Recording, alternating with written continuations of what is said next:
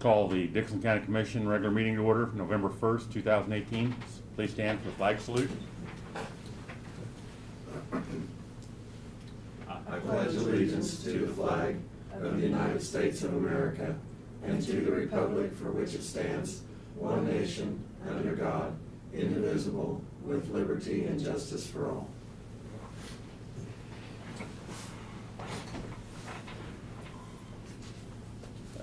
Approval of the agenda with two additional items.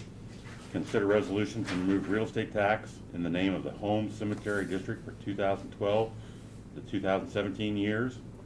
And two, consider approval of UMB Bank for deposit investment of bond funds during project period. I'll make the motion to approve the amended agenda. Second. Been moved and second. Any other discussion? If not, all in favor say aye. Aye. Opposed? Motion carried. Consent agenda, minutes of the 25th meeting, payroll of $247,827.43, wire payment of utilities of $12,536.55, and KDHE payments of $150,117.73. I move we approve the consent agenda. Been moved and second. Any other discussion? Are you the second, Craig? Did you second it? Yes. Okay, sorry. I'm sorry, it's moved second. I second. I moved and seconded. Yeah. Any other discussion?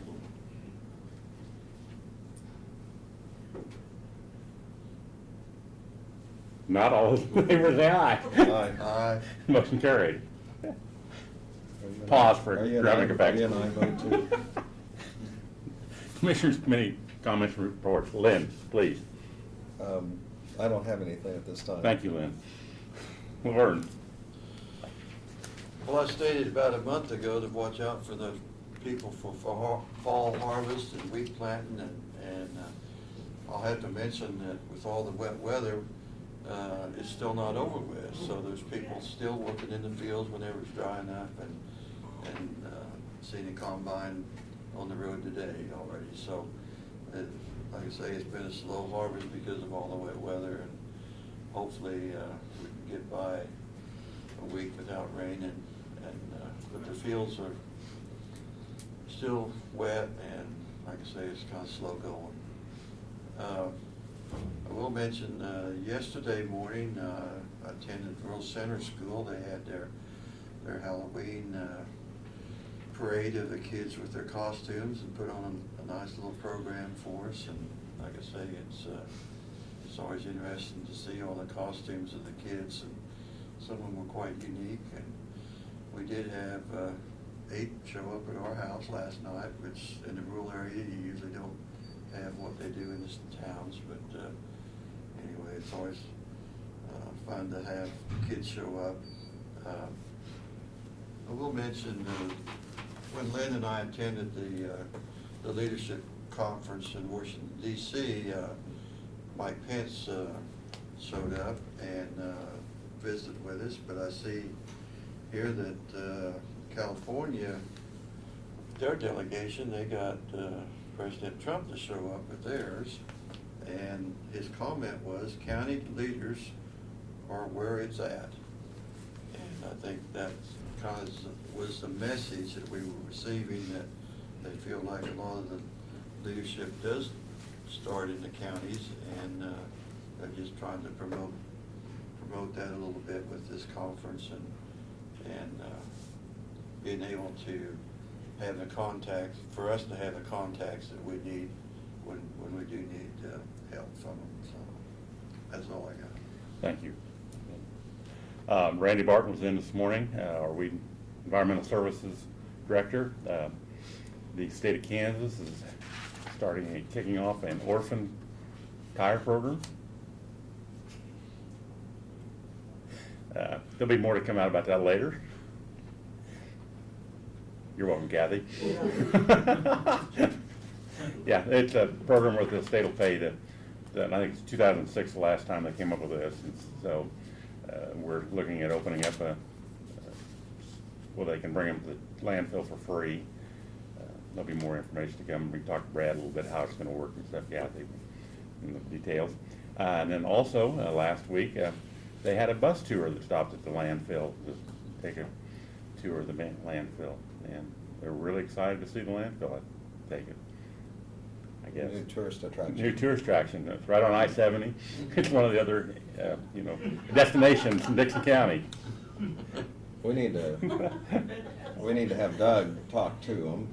They're, well, out at the Hope Bank, and they're looking for places that they do an annual tour, and so the Racing Museum, I don't know if they've ever stopped there, but maybe we should pass that information on. Yeah, well, it's tough, they don't, when they get on the bus, the way I understand from Randy, they don't know where they're going, so I suppose the landfill was a real surprise for them.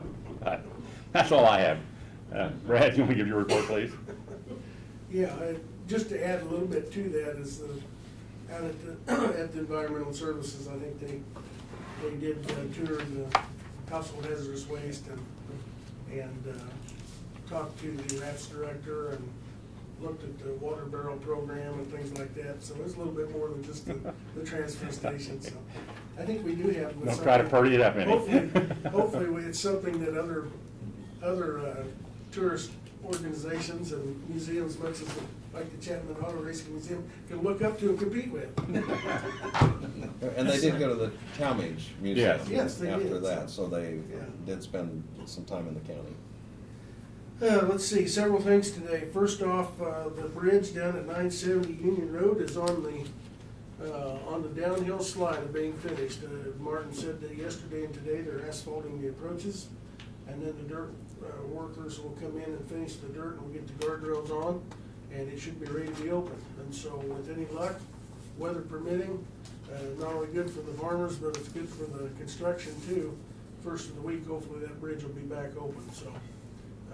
Sometime here in the next couple of weeks, I would still like to maybe go out and do some type of informal grand opening on Eden Road and also the one down on Union Road. I think it'd be a good trip to go out and let's see both those now that they're completely done, so. The county crews did finish a bridge at 400 and just north of 400 Avenue on Fair Road, down in, I believe it's Banner Township. We were out there Monday and looked at it, and they were just putting the deck on in, and Martin said they got it opened up yesterday. They'd had a number of locals stop down there and really thanked him for putting that bridge in, so now they can take their combines and their implements down that road. The old bridge that was there wasn't wide enough to allow that to happen, so they were very appreciative. So they will now move up to 3100 and Nail, where there's 3 tubes there. I think they're 5-foot tubes, they're good sized tubes. But we're taking the tubes out and replacing it with a small structure that should be in there. So it's not very often you'll hear us say that we're replacing tubes with a bridge, but in this case it's warranted, so they're moving up there and they'll be starting that either today or tomorrow. So let's see, we've got Bart and John. I did go down Monday afternoon, or I guess it was Monday morning, and looked at 400 Avenue just west of K-15. If you remember, we had, that's kind of a project that came to our attention between the township and landowners, and we've been trying to referee that situation, and we were very pleased to see that there has been a waterway built on the north side of the road, on the one landowner's property, as they promised they would. We did get a hold of the NRCS office, and the funding was approved through their grant program for a waterway in the north and the south. And Danny Carroll told us that they had given the plans to the contractor for the one on the south. However, he's also a farmer, so he suspected he's probably tied up with trying to harvest right now. Like Laverne said, the moisture's kind of prolonged that a little bit, but we anticipate that there'll be something done on that in the near future.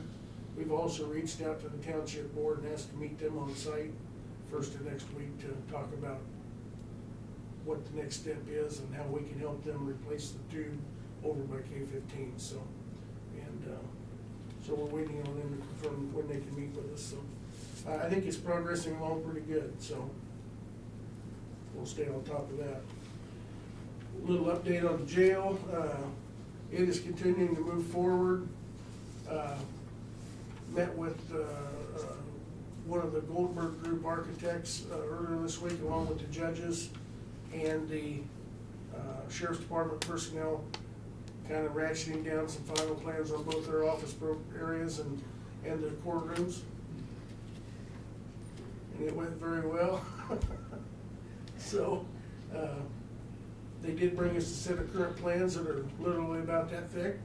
They're about 50% through the mechanical part of it, which is normal for this stage in the game. And they're still on track to be ready to put that out for bid the first of the year, so things are going well there. Court Street vacate is scheduled for November 26th at the Abilene City Commission meeting. And we've been talking to the city about that. They don't anticipate there'll be hitches. I also have in there that the sheriff's department had a deer struck by one of their vehicles last week, and it's up at Home Automotive getting repaired, so. Yesterday, we submitted the grant application for the Federal Highway Administration Bundled Projects Grant. That's the one John came in and talked to you about here earlier, last month, I guess we're in a new month now. We put 4 projects in that, the ones we talked about, the one out on 1900 Avenue and then the 3 bridges on Old 40.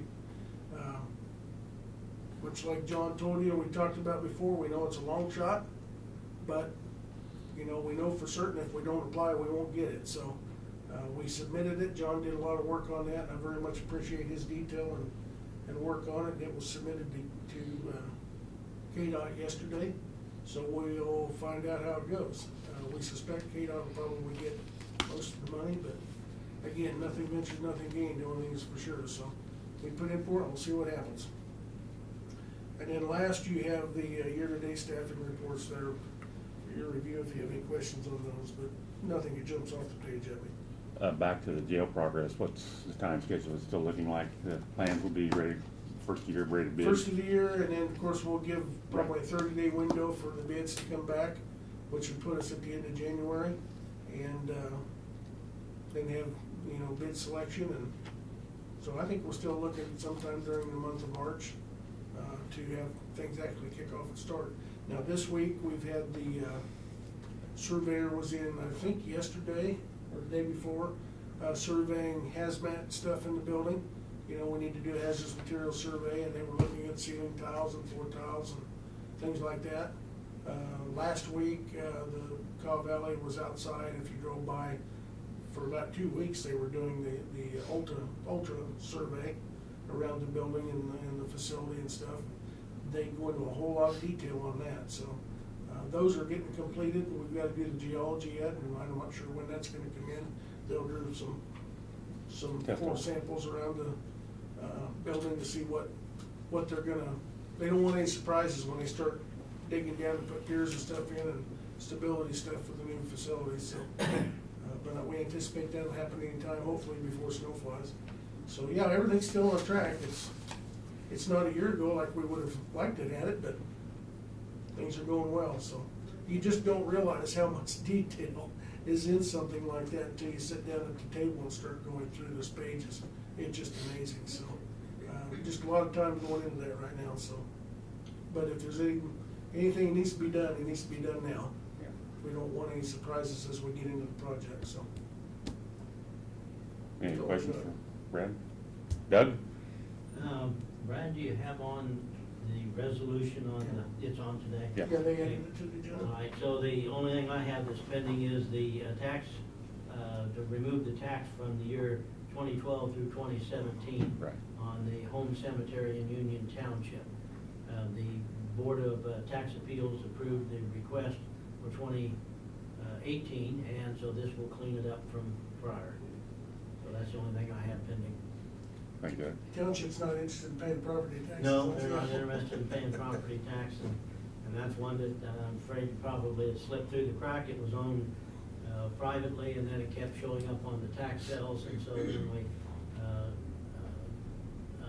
saw it and looked into it, and Brad provided the information, so we went back, and Union Township took over the cemetery, and there's some would-be past due taxes that could be collected from nowhere, so we filed for the abatement, got that from the BODA, but now we need to clean up from 2012, 2017, and that's what the resolution is.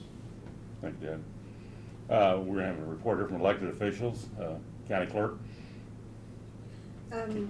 advance voting has been very brisk. We have had, as of yesterday, we have had 654 walk-in voters. We have mailed out 521 ballots, and of those, 252 have been returned. Advance voting is still going on in the courthouse, and it will be today, tomorrow, and Monday till noon. And we will be here Saturday, November 3rd, from 9 to 12 for anybody that wants to advance vote. And then the canvass of the election will be held on Tuesday, November 13th at 9:30 here in the commission room. Any questions, Barb? Sounds busy. Mail, we have a Department of Health and Environment, Ken Stroda, a new permit for an existing and expanding facility of 999 heads of animal units weighing greater than 700,000 for 4 additional pens and grass buffer areas proposed next to an existing pen. And then the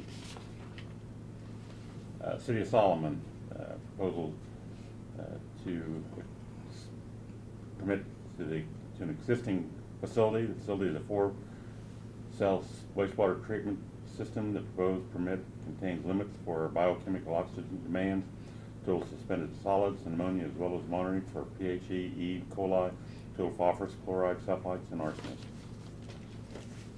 We've got the CNN newsletter. We all got an invitation to the Soil Conservation annual meeting, not their annual meeting, nomination presentation and luncheon on November 13th at 11 o'clock. Got a thank you from Piper Jeffrey.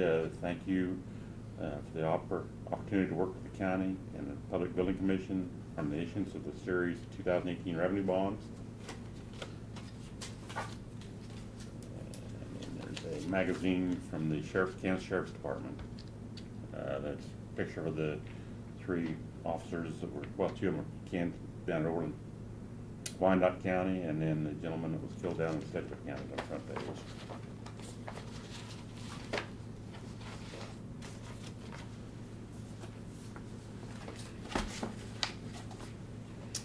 We have no resolutions, no unfinished business.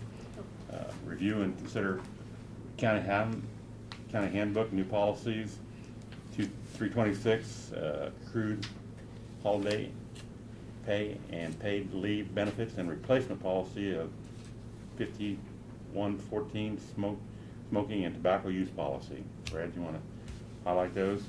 Yes, policy number 326, that is adding a little bit of verbiage to that policy that deals with accrual of paid leave benefits during unpaid leaves.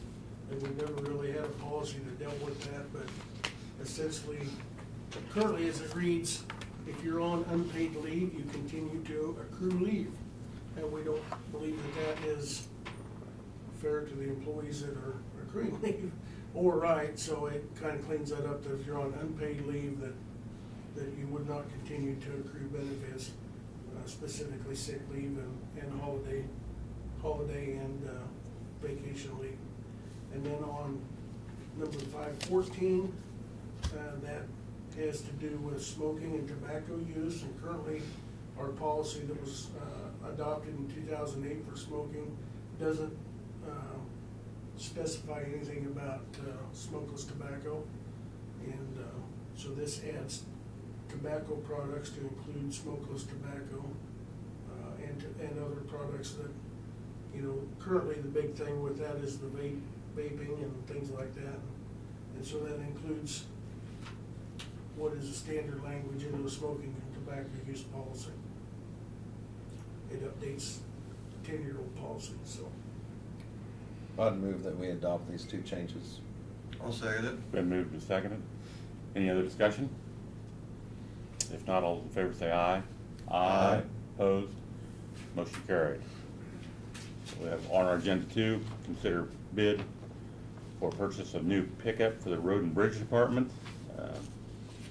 This was brought before us a couple weeks ago. This will be for the Road and Bridge Department. You might highlight where, the reason we only have one bid, Brad, from the state venue? Yeah, with any vehicle purchases, we always look at the state contracts for any potential savings. And every year, the state of Kansas negotiates contracts for vehicles and other big purchases, whether it's tractors or what have you. And much like the tractors we purchased for mowing, you know, we did those on the state contract, and we get savings. We were able to, this year, Davis Moore Automotive in Wichita has the state contract for pickups. And so we were able to obtain a bid from them for a 2019 Dodge half-ton four-wheel drive pickup. We contacted Home Automotive, as we always do, being the only new car dealership in the county, and after reviewing that, they declined to bid. They didn't have anything comparable that they could compete, so it's our recommendation that we, and to back up, this vehicle would be for Martin. It replaces his truck that was actually a used state surplus truck that we bought a number of years ago, and I think we paid about half of this contract price for that then, when it had, you know, 60 or 70,000 miles on it. But it's starting to give us some fits, and so it's time to cycle it out. It's our recommendation that we order a pickup through Davis Moore for the state contract price of $24,415, and that revenue will come out of the Road and Bridge Special Machinery account. I move that we accept this bid from Davis Moore for the half-ton pickup, $24,415.52. Second it. Any other discussion? Not all those in favor say aye. Aye. Opposed? Motion carried. Consider bid for the purchase of the new chassis for an ambulance. This would be taking the same state contract, Brad? You wanna? Yeah, the concept's the same as far as state contracting, it's just for a larger truck. This year, we've got several different types of vehicles, but we would like to go with a Ford F-550 truck chassis. And so the state bid for those type vehicles is through Olathe Ford Fleet Management this year.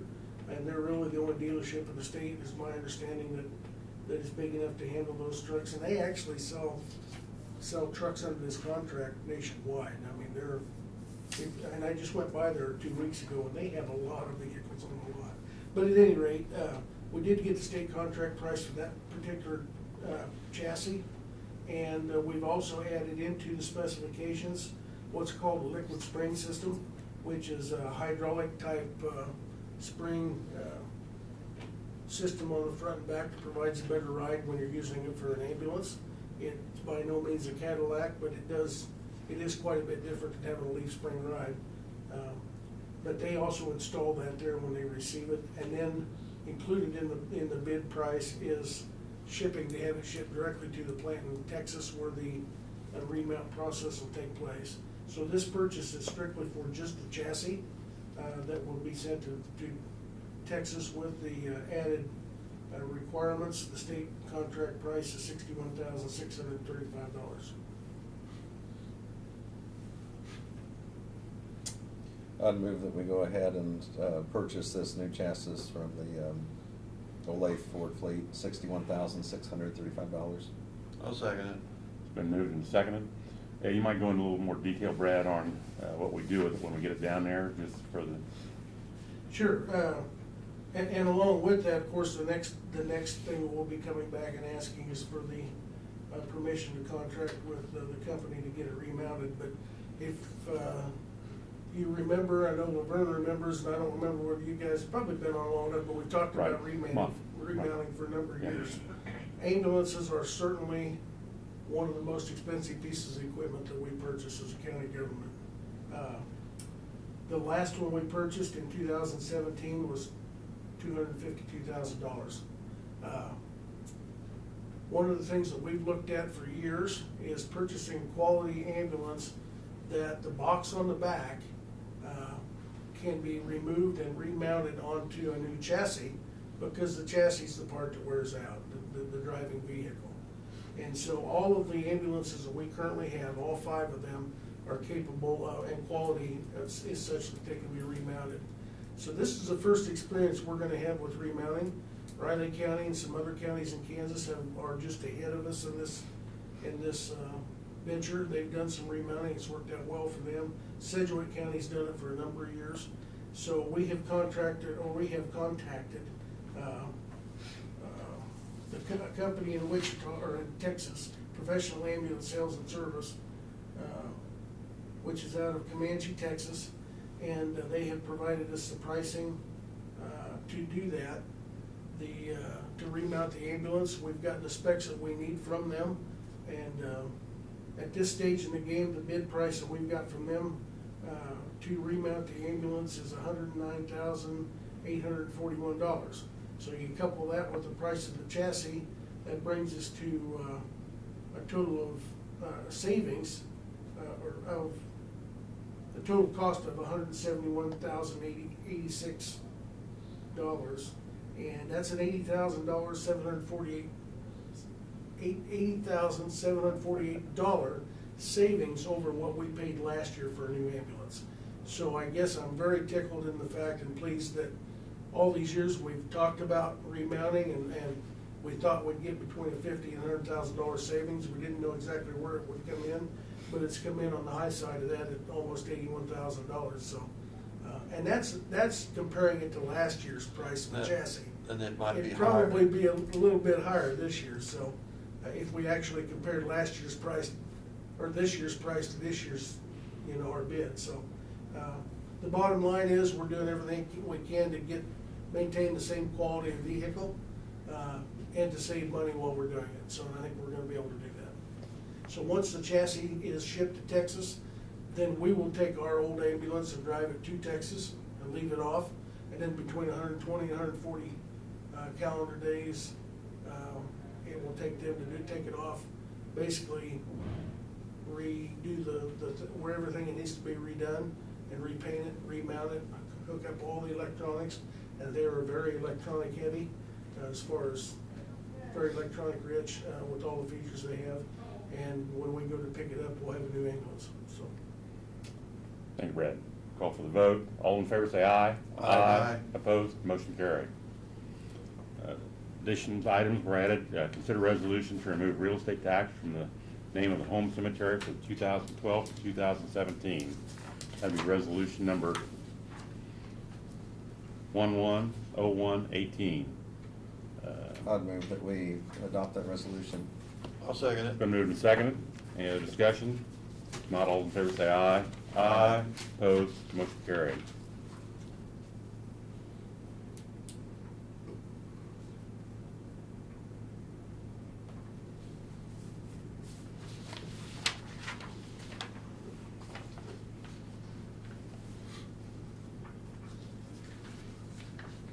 Consider formal approval for the UMB Bank for deposit investment of bond funds during the project period.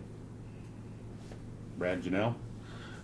Yeah, if you recall, during the process of selling the bonds, Janelle has reached out to the local banks and with similar of an RFP requesting what they would offer us in, by way of interest rates to invest that bond money during the period of time that the project is going on.